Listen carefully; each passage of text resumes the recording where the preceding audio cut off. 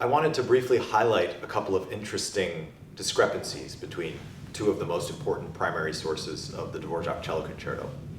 The two sources that I'll be comparing are the autograph manuscript and the first edition of the piano reduction, which is another important source. So here are three interesting moments in the first movement that highlight the differences between these two sources. The first is near the beginning of the cello entrance in this passage.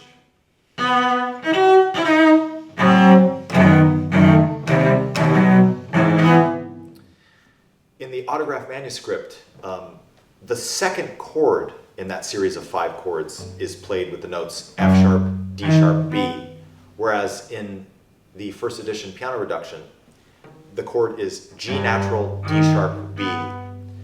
Additionally, there are a couple of other differences.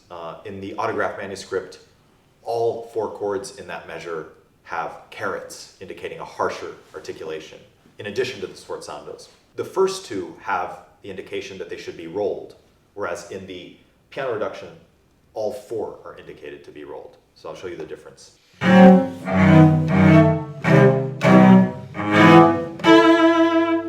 this would be the first edition piano reduction version.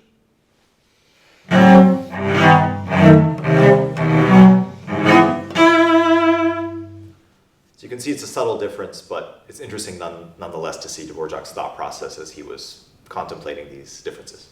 Another very interesting spot happens in the second theme of the first movement, in this passage.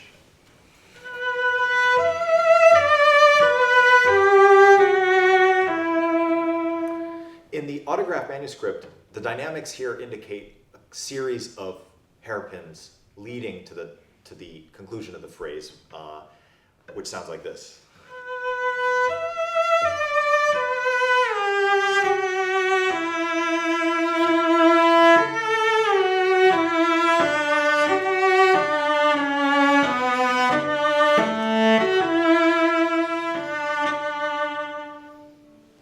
On the other hand, in the first edition piano reduction, Dvořák asks for the solo player to come down first in the phrase and then reignite the intensity of the crescendo. Additionally, he puts the marking animato, indicating that there should be a slightly faster tempo immediately at this moment.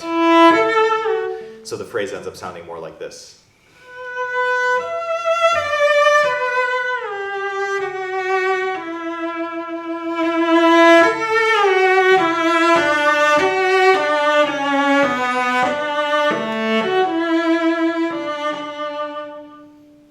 So again, a subtle difference, but very interesting glimpse into Dvořák's thought process about how to conclude this very emotional and beautiful phrase. Finally, in the development section of the first movement, we have one of the most fascinating discrepancies.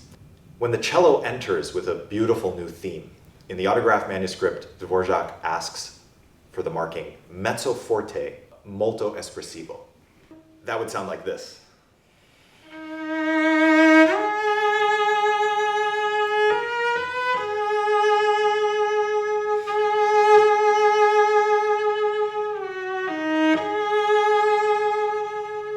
Something like that, a pretty forthright dynamic.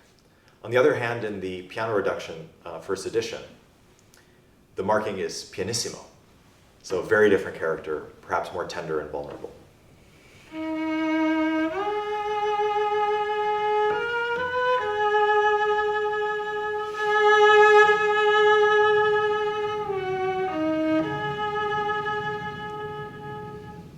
So quite a divergence in the conception of the phrase there, and it's very interesting to think about how Dvořák was deciding between those two.